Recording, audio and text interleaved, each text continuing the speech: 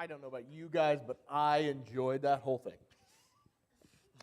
It makes me happy. I love seeing kids in the church. I love seeing people living life, joy-filled, however it might show itself. I'm glad to see you all here today as well. I'm glad that we're kicking off a new series today. I appreciate all of you who were here last week, who participated in our agape feast as we filled this room with tables and a little bit of discomfort, but I think it was a blessing. It was a blessing to me, absolutely, to be able to sit with you, to hear stories and testimonies from my other brothers and sisters in this church about how God presented Himself in their lives and showed Himself to be real. I think these are the kinds of stories that we need to continue sharing with one another, not just in special events and agape feasts or the like, but in our daily lives. To be able to share these stories of how God is active and at work so that we can push forward despite the trials and persecutions that we face, and that we can be filled with His Spirit and filled with His joy. The new series that we're starting today is called Chasing After Christ. When we put Christ on in baptism, that's not the finish line. That's not the end. I know as parents, we kind of treat it that way sometimes. I know we want our kids to be baptized, to put on Jesus, and to become followers, but that's not the finish line. If anything, this is just the sign-up. The sign-up for the real marathon that starts once we exit those waters. When we decide to put Jesus on and become His follower, we are signing up for a very long, arduous, and difficult race. Although the grace that He offers is done so freely, receiving it brings with it responsibilities. A responsibility to carry that same gospel, to carry that good news, and to pursue it. To not sit passively in our faith, but actively chasing after Christ. Is it on? I thought I got rid of it. Sorry about that. To actively chase after Christ, to not be passive in our pursuit of Him, to not just watch from the sidelines, but to be doing everything that we can to run along with Him, to keep up, to at least try our best to keep up with His pace and the path that He sets before us. So for the next 4 weeks, we're going to be jogging through the Sermon on the Mount. Coincidentally, this is exactly where we are right now in the TV series that we're watching, The Chosen, on the first and third Sundays of each month. Now, I think in the bulletin and on the announcements, I wrote the wrong date down. I think I was looking at August. So it says September 13th. It's not the 13th. The next time we're going to be watching it is on the 17th. It's next week. And I encourage you, if you haven't been coming, come. It's a great time that we, as a body, come together. We watch this depiction of our Lord and His ministry, and then we kind of talk about what we saw. We reflect on it. We look at the story in the gospel that we know to be true, and we see how it's depicted up there. We talk about the differences. We talk about the similarities, and we talk about ways that we can come to better understand and incorporate this gospel into our lives. I've been doing pretty good about not binging and watching ahead, which is really rare for me. Usually I find a show and then I watch it, especially if it's already been out for a while. I love it. I love doing that. I love watching 3 or 4 episodes in a row. That's how I decompress after the chaos of my children drives me crazy throughout the day.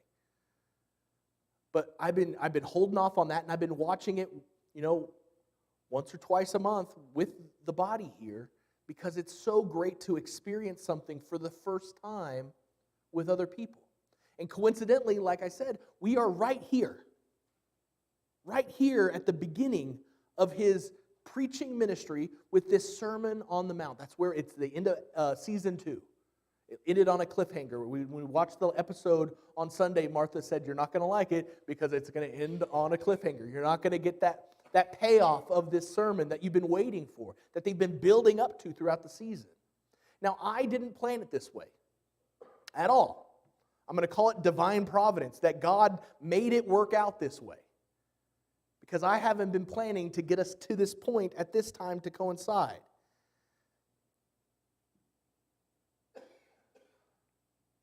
pretty important part of the series because this sermon is central to Jesus' ministry. It's a cornerstone of it.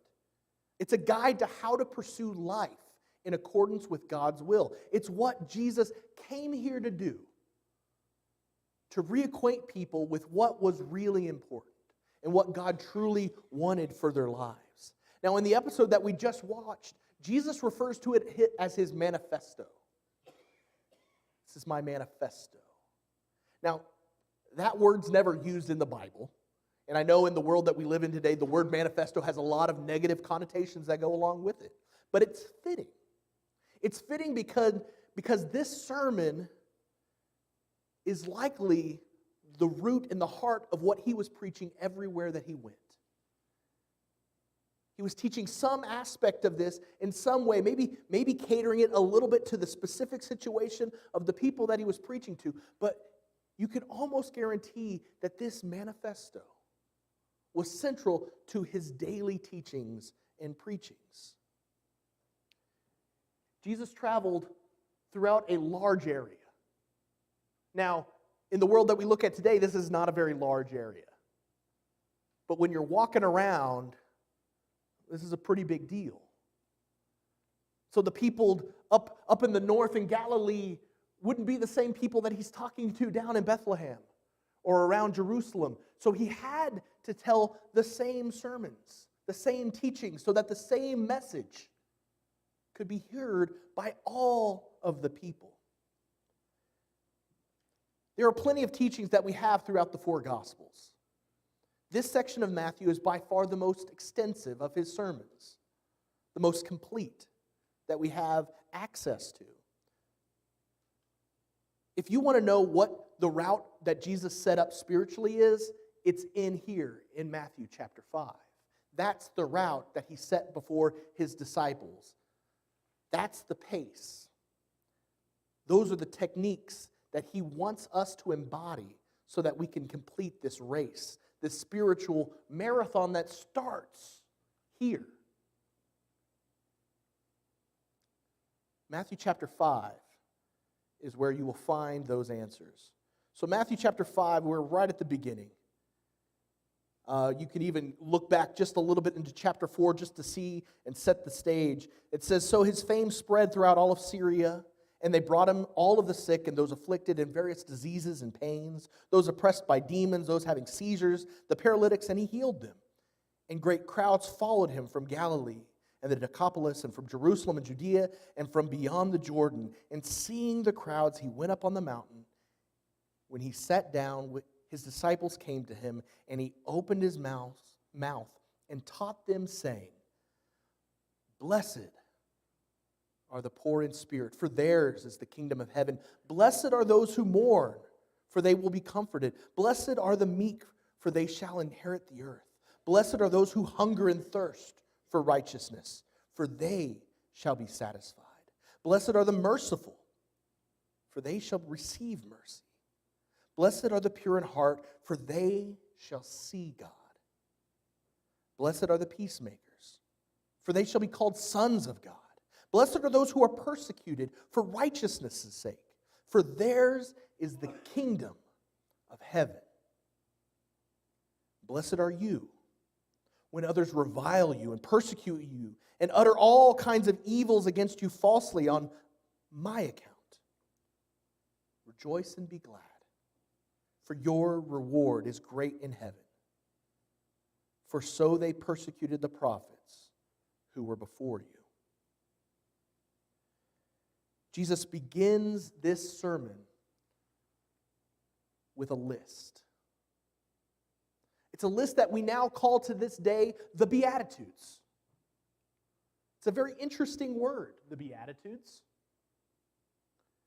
I long thought that it meant an attitude that I should be. I thought that that was the origin of this word.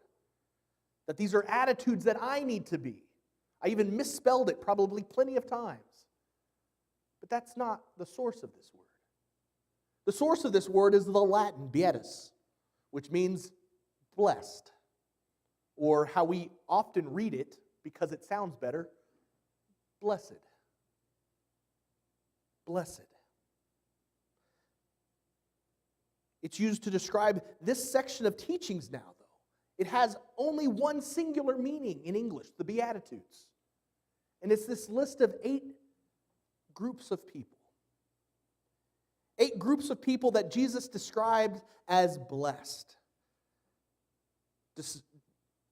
Declaring it as a source of happiness or well-being for those who possess these attributes.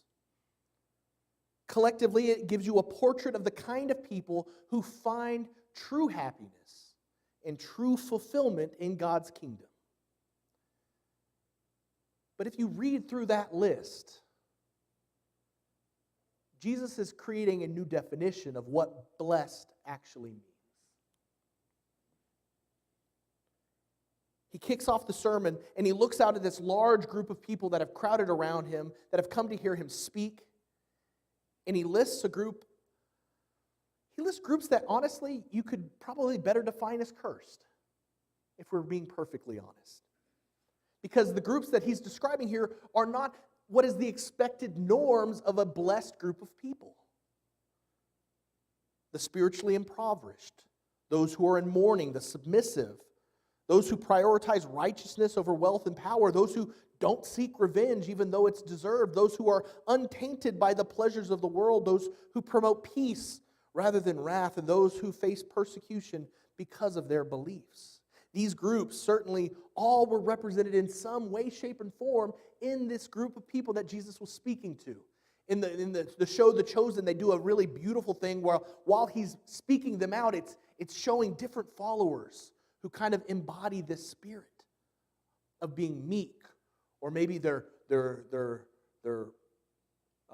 peacemakers, or they're seeking just purity of heart. And it's this beautiful moment where, as he's speaking, you can see these people being pointed out amongst his followers.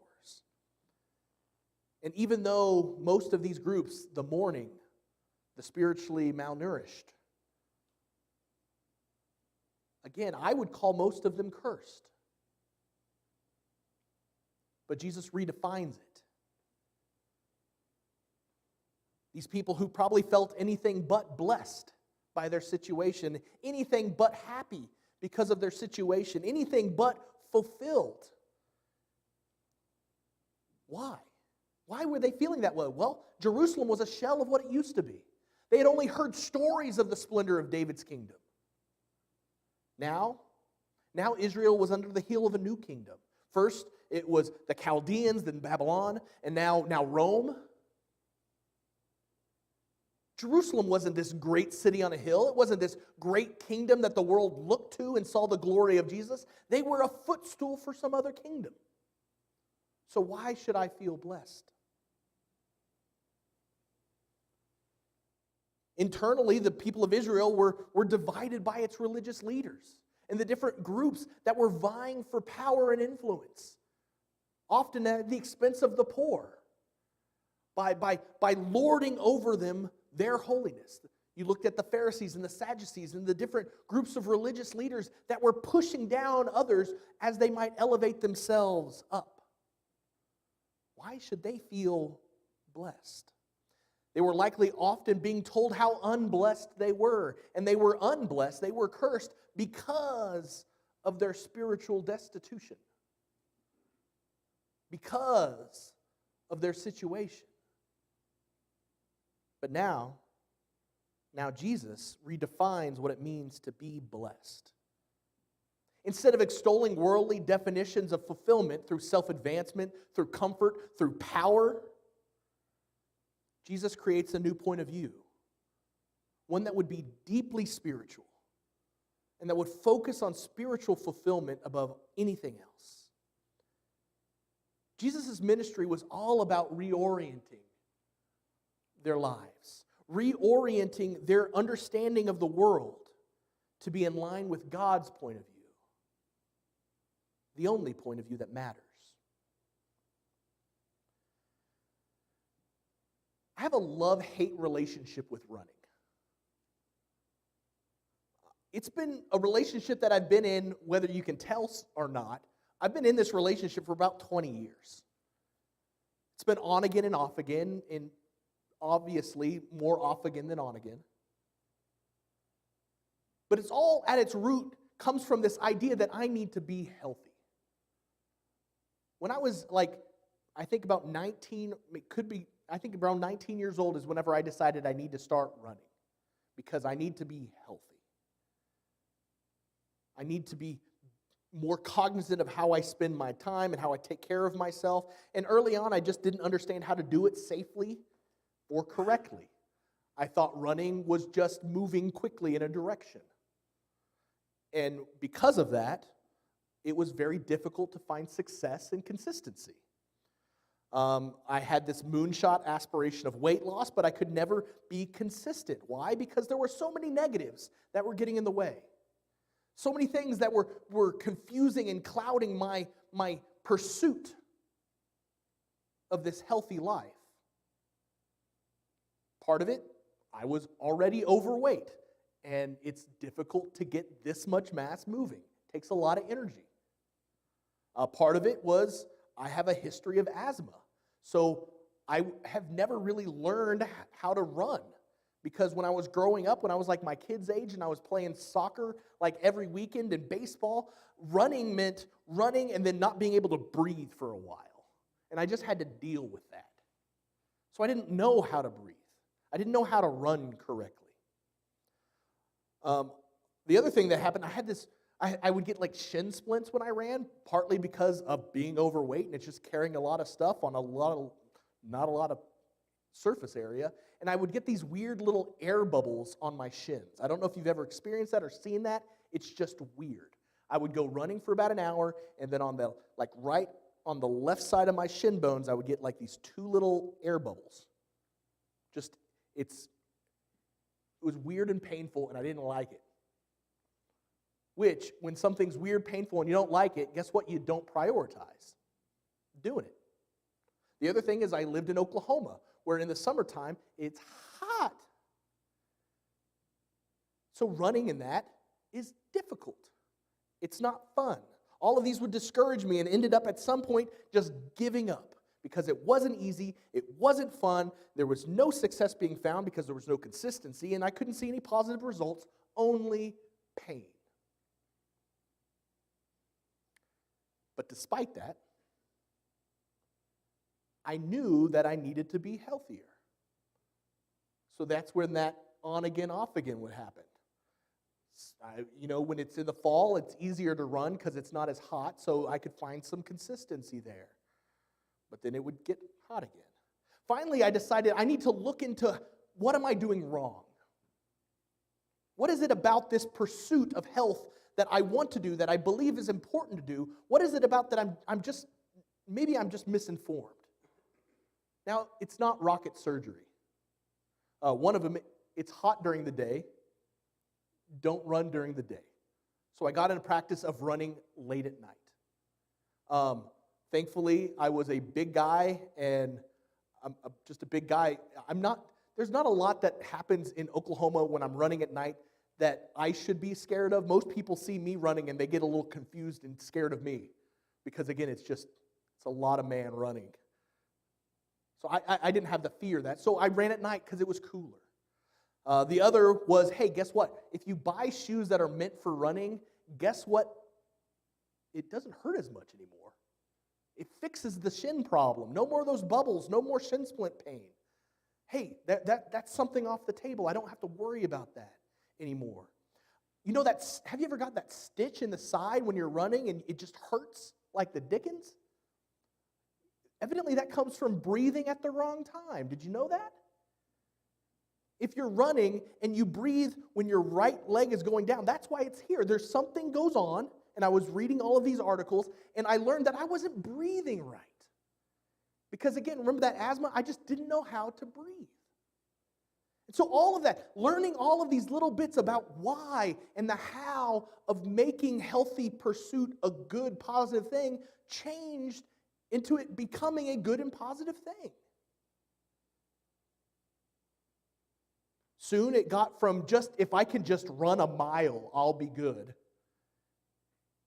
shifted.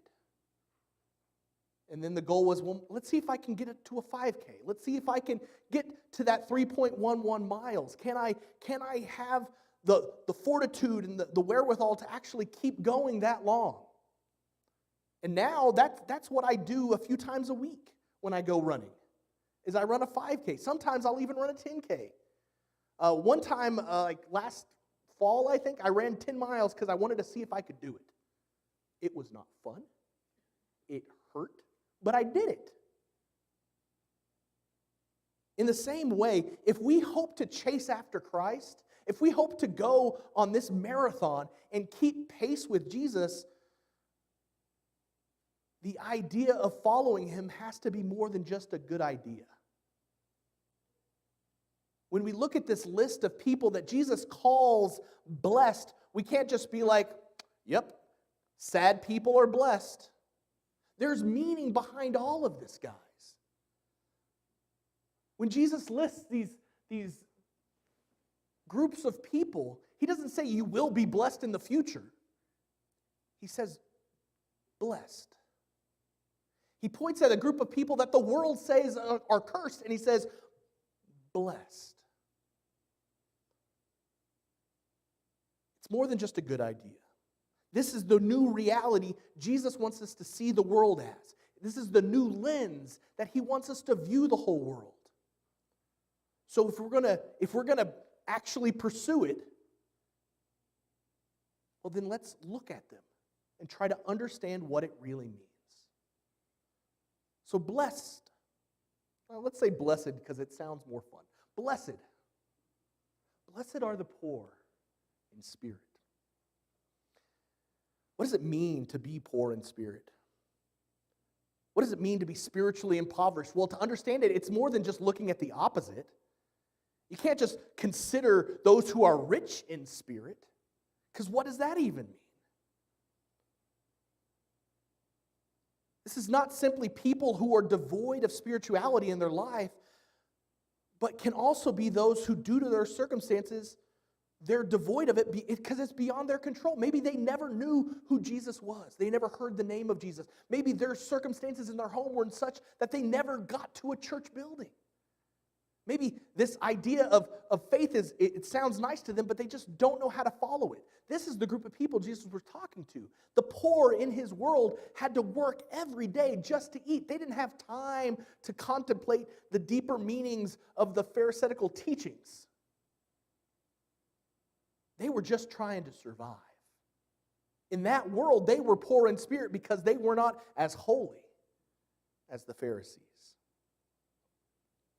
More so, I think this is Jesus is describing those who recognize their spiritual poverty. Because the truth is that all of us, whether you've never opened a scholarly journal in your life or that's all that you read is theology, we are all spiritually impoverished compared to where God desires us to be.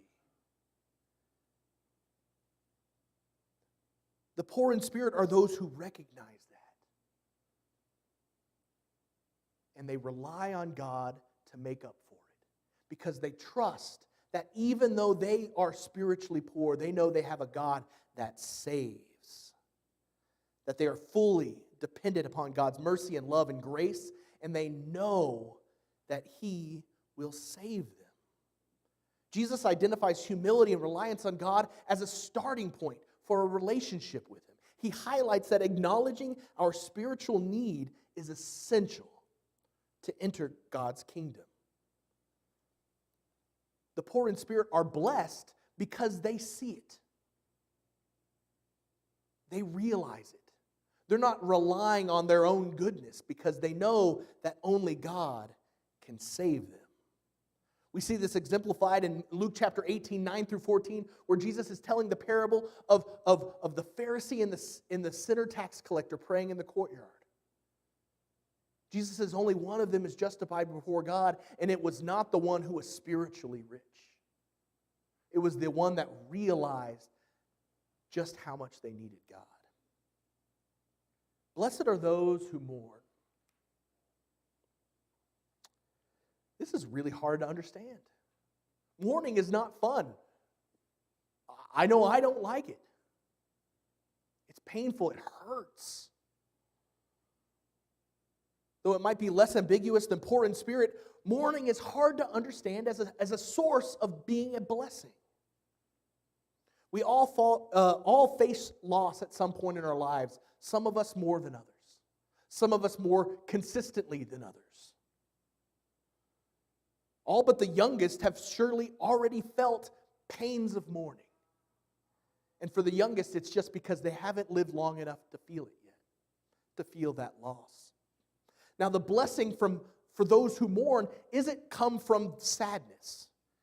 And it's not even the relief or the promise of relief from that sadness, though that's a part of it, because God is a source of comfort in times of trials.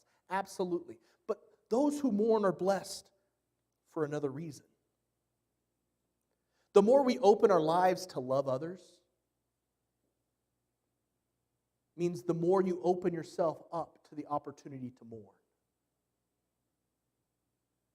Jesus acknowledges that the reality of suffering is there.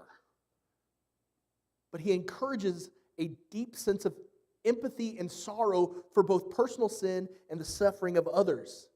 We need to open ourselves to love more, which puts us at risk of feeling pain of loss, absolutely. But we're also blessed because we're loving more. The more people that you open your lives up to, the more opportunity for mourning you will have, absolutely. But love is worth it. The only way to actually avoid mourning is to close yourself off from the world. To look at the world and see suffering and say, I don't care. And that's not what we're called to do. We're called to live lives of empathy and community, of love and accountability. Because the richness of the relationships that we have that can lead to those feelings of loss, that's where you feel blessed. Jesus calls us to look out for our neighbors. To look out for our neighbors as well as we look out for ourselves. He challenges us to expand who we even define as being our neighbor. Because it's those relationships and it's by showing love and opening ourselves up to mourning that defines us as being blessed. Blessed are the meek. Our world is dominated by those who wield power through aggression. What blessings can there be for those who choose to yield rather than fight back?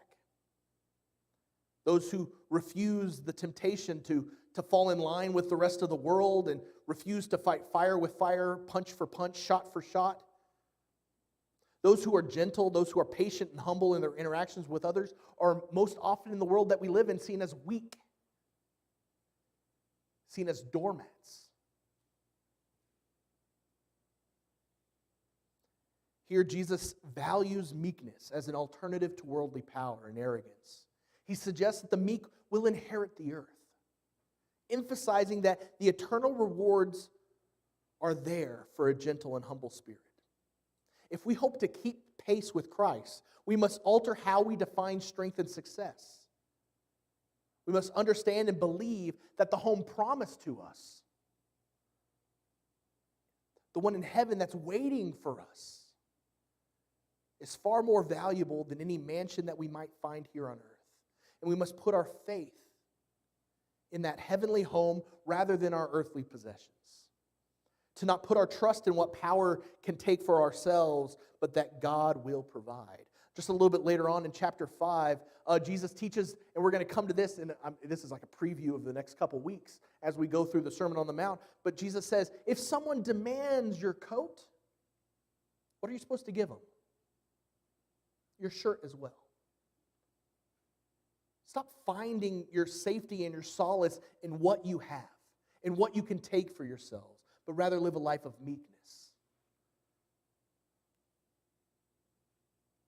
Blessed are those who hunger and thirst for righteousness.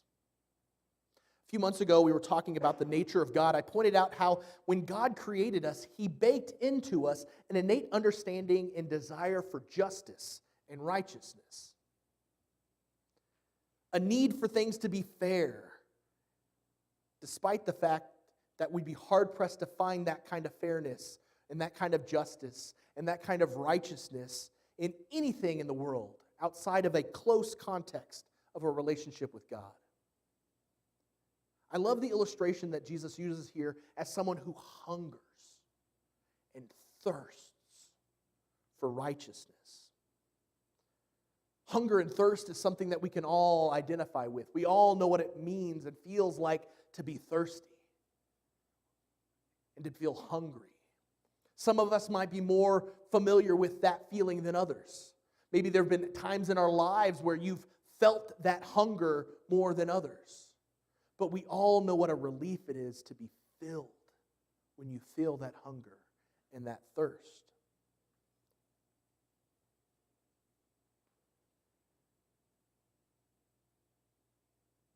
Hungering and thirsting for righteousness is what we talked about. Again, this was a month or so ago when we were talking about the righteousness of God. Because we all desire things to be fair, just, correct.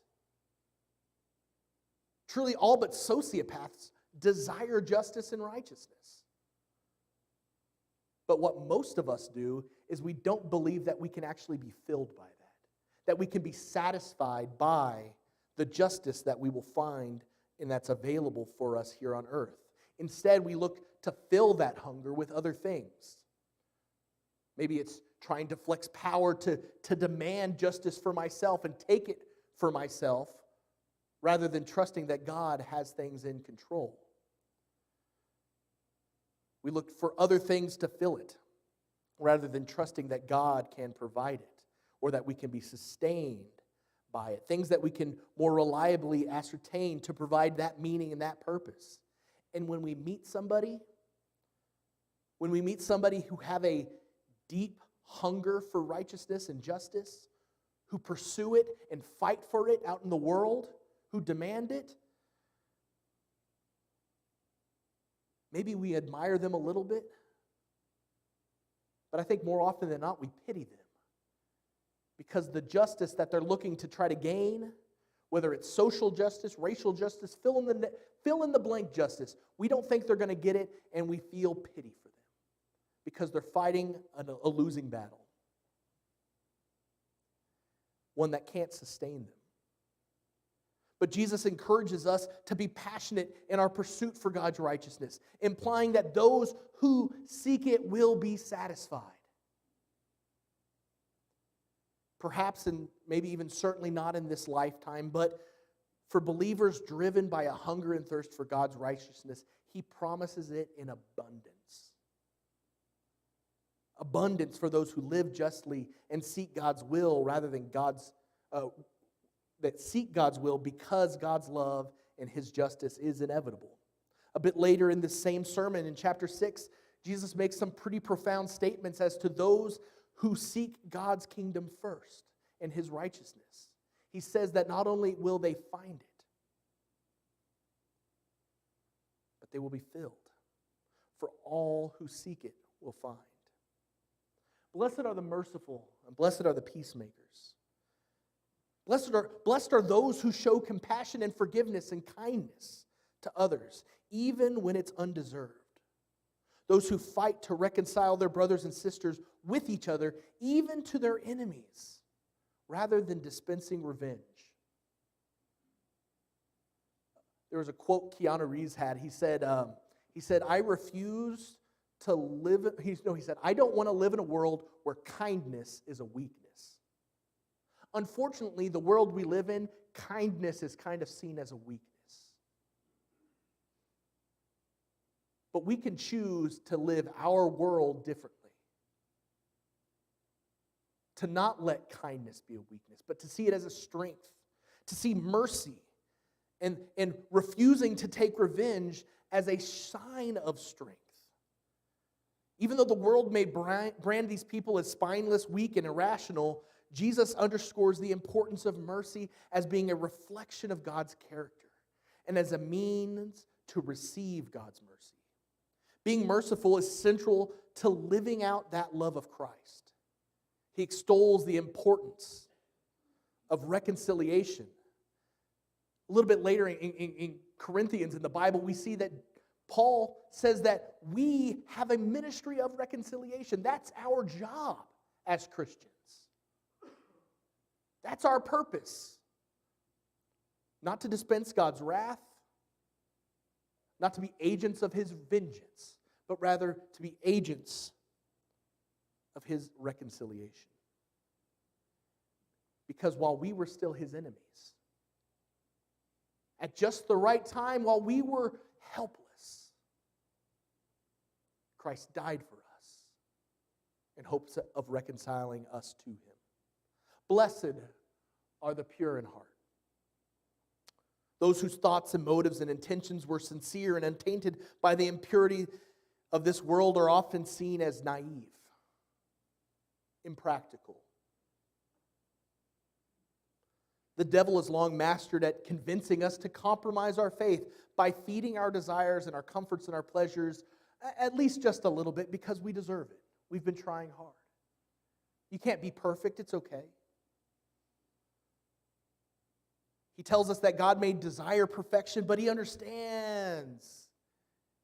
He knows that you're going to make mistakes, so feel free to. Others will echo this as they try to get us to live, quote unquote, in the real world, to be realistic,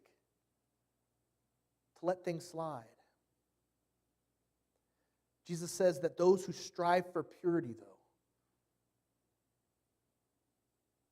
there's the kingdom of heaven. Jesus emphasizes that inner purity indicates that that pure heart is seeking out God, to make God the focus, to not allow ourselves to be tainted by worldly influence, even though we live in this world, but to try to guard our hearts so that our intentions remain pure. He challenges His followers to maintain sincerity and integrity in their relationships with God and others. And we are all super bad at this. Sometimes we say it's human nature.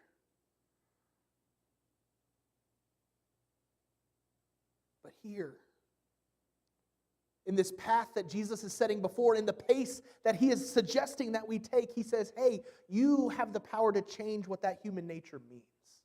You don't have to let that be the standard. You can choose to make me the standard. And that's when we're blessed.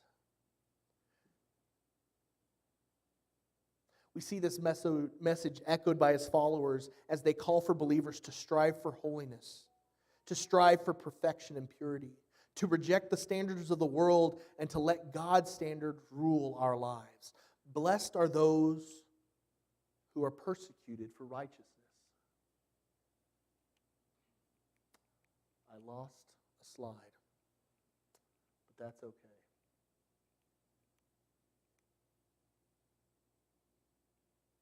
Yep, that's okay. Blessed are those who are persecuted for righteousness. Blessed,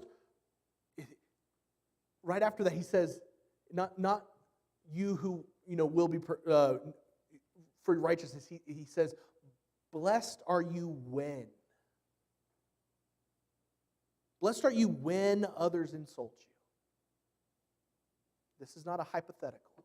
This is not a specific group of people who are being persecuted because of their pursuit of righteousness. He's speaking to all of the people now. He says, blessed are you when? When you are insulted, when you are persecuted, and when people say all sorts of false and evil things about you because of me. This is a promise, not just of a blessing, but of the fact that we're going to face these difficulties. That following Jesus is hard. That the marathon that we sign up for when we get baptized here in the water, that the route is difficult and the pace is hard, and the crowds that are lining the streets are not cheering for you to continue and complete the race. Instead, they're beckoning you over to get into a cab and finish the ride that way. Blessed are you when you face these things. We will face opposition and suffering and persecution because of a commitment to the path that Jesus set before us. And that's okay. It's hard to see it as okay. We don't like persecution. At least I don't. I don't know about you guys. I'm not a fan of it. It hurts. It's uncomfortable. It's not encouraging. But Jesus says you need to instead feel encouraged by this. I can't remember who was the first to kind of like suggest this idea, but it's when you feel persecuted, you should feel good because that means the devil knows that that God has a plan for you. That the devil's trying to take you out of God's plan. So you should feel that and wear that as a badge of honor, that you are feeling persecuted because that means that you're on the right path. Jesus acknowledges that these difficulties and these trials that his followers may encounter due to their faith are real. And he assures them to change the paradigm in their brain to see that as a blessing. A blessing because we're headed in the right direction. We're headed towards that finish line.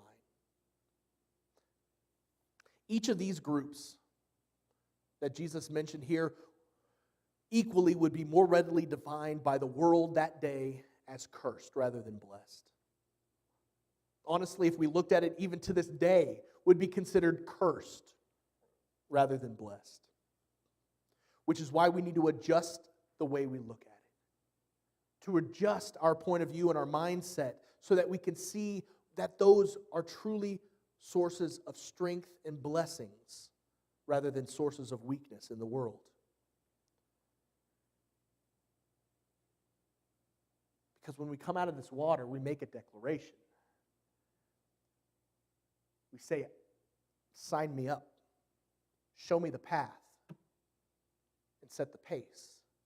And I will follow. That's what we are doing in the water.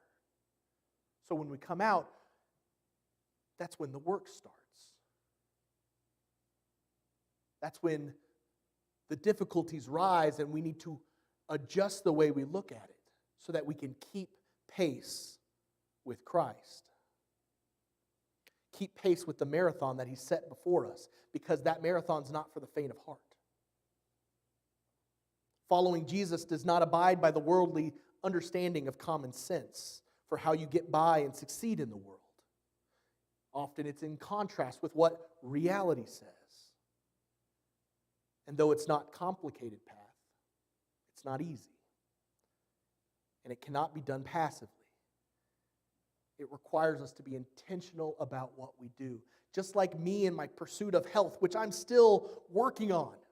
Thankfully, right now, I'm on a path that's, I've been doing good. I've been losing some weight. And it makes it a little bit easier. I hit a setback 3 weeks ago when I hurt my ankle and I could barely walk. Hopefully soon I'll be able to start running again so that I can get back into the right place. But you have to be intentional about it. It doesn't just happen on its own. But thankfully, we're not alone in this journey.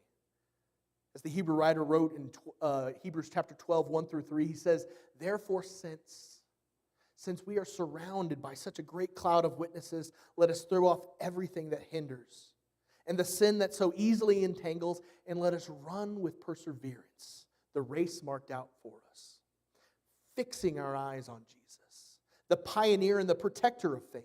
For the joy set before him, he endured the cross, scorning its shame, and he sat down at the right hand of the throne of God.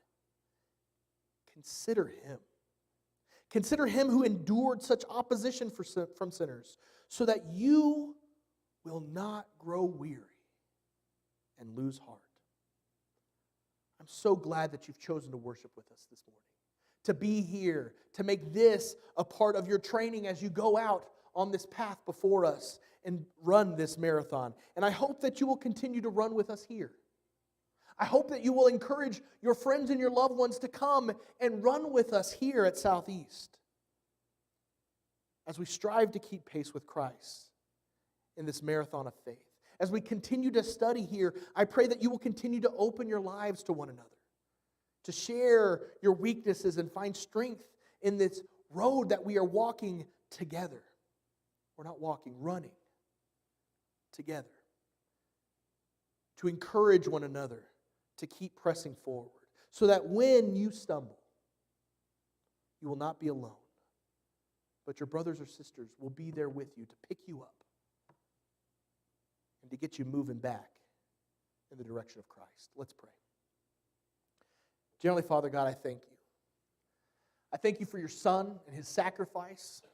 I thank you for opening up the sign-ups for this marathon to allow me, someone who is so far from being worthy of it,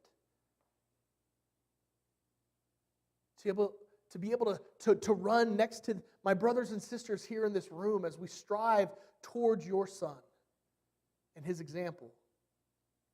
God, help us to change the way we view the world, to take on the point of view of Christ and to see all of these things that he mentions here in these beatitudes.